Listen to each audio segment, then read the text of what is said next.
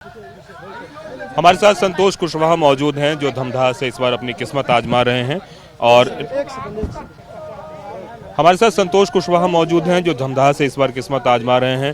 Sir, इस इलाके में आपने अपनी राजनीतिक उपस्थिति दर्ज कराई है, किस तरीके से इस बार के विधानसभा चुनाव को आप देख रहे हैं? देखिए, इस बार का जो विधानसभा चुनाव है पूरा महागठबंधन के पक्ष में और खास करके धमदाहा में परिवर्तन का लहर है।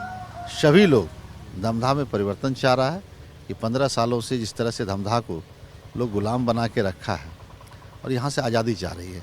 धमदाहा में जिस तरीके से भ्रष्टाचार है, जिस तरीके से अंचल से लेके ब्लॉक थाने हर जगह भ्रष्टाचार है। आप ऐसे कह सकते हैं कि अगर कोई व्यक्ति अपने ज़मीन का भी मोटेशन कराने जाता है तो उसको 15-20 हज़ार 50 हज़ार से कम में उसकी मोटेशन नहीं हो सकता है। अब जो गरीबों का अनाज है 5 किलो प्रत्येक व्यक्ति को मिलता है, उसमें भी 1 से 1.5 किलो गायब हो जाता है। तो ये व्यापक भ्रष्टाचार है। बिना रिश्वत का किसी भी कार्यालय में कोई काम नहीं होता है। और तेजस्वी जी से लोगों को उम्मीद है कि तेजस्वी जी ने घोषणा किया है कि महागठबंधन की सरकार बनेगी तो युवाओं को नौकरी दी जाएगी। हर माँ बहन के खाते में 2500 रुपये देने का वायदा किया गया है, उसको किया जाएगा।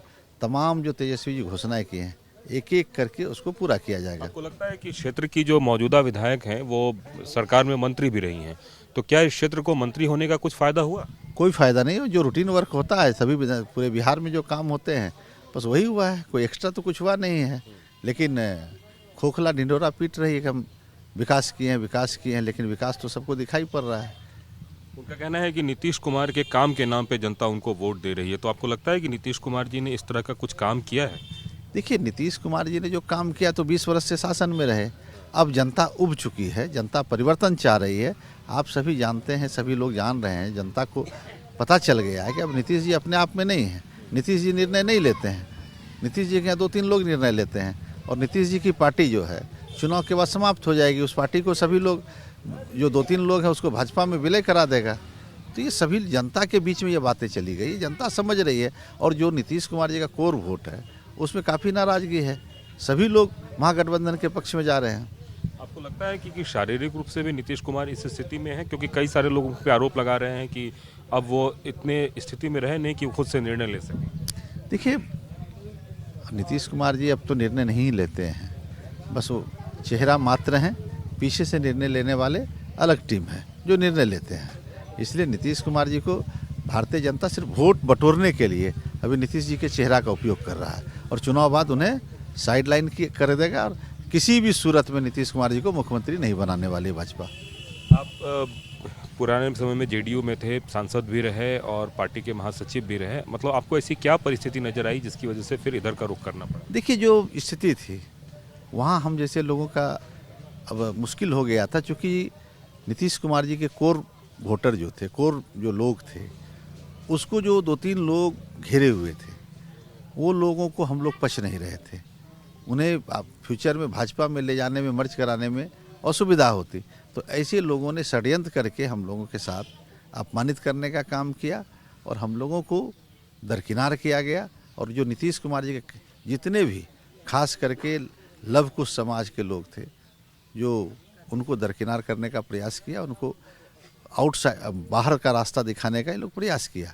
तो इसलिए हम लोगों ने सामाजिक न्याय की बात जब नीतीश जी के साथ थे तभी भी करते थे और सामाजिक न्याय की धारा को लेके हम लोग लालू जी और आदरणीय तेजस्वी जी के साथ हम लोगों ने काम करने का फैसला लिया और आज काम कर रहे हैं। स्थानीय विधायक जो है उनका दावा है कि मैंने संतोष कुशवाहा जी को भाई की तरह माना, मैं उनकी राखी भी बांधती थी, लेकिन एक तरीके से उन्होंने इलाके में हमारे साथ राजनीतिक छल किया।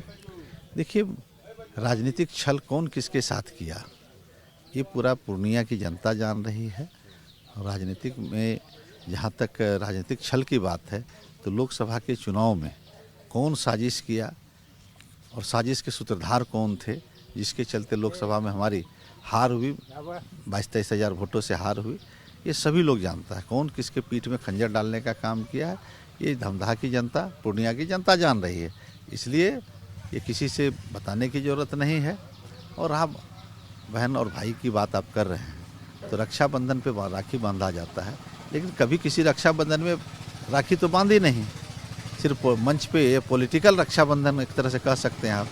अगर कोई बहन राखी पे ना के राखी बांधती या भाई को बुला के बांधता है, आप सभी जानते हैं। इसलिए अब आप ही अंदाज़ा लगा लीजिए कि किस तरह का रक्षाबंधन हुआ और किस तरह से साजिशन लोकसभा में षड्यंत्र किया गया और हराने का काम किया गया।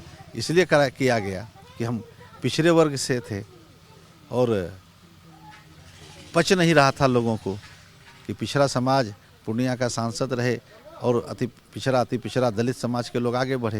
ये पछता नहीं है कुछ लोगों को। एक आखिरी सवाल, नीतीश कुमार खुद आ रहे हैं इस इलाके में कैंपेन करने के लिए, तो आपको लगता है कि जो स्थानीय जनता है उसमें खुद से वो उत्साह भरने आ रहे हैं, तो कहीं ना कहीं एक तरह से हॉट सीट बना दिया है उन्होंने खुद आके?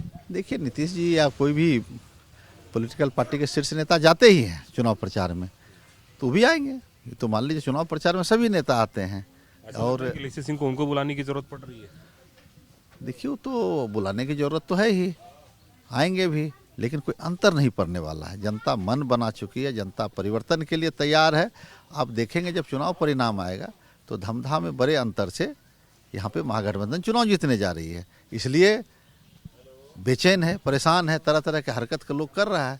हमारे जो विरोधी हैं आज के समय में, राजनीतिक विरोधी, तरह तरह का हथकंडा अपना रहा है, लेकिन सभी हथकंडा को जनता समझ रही है।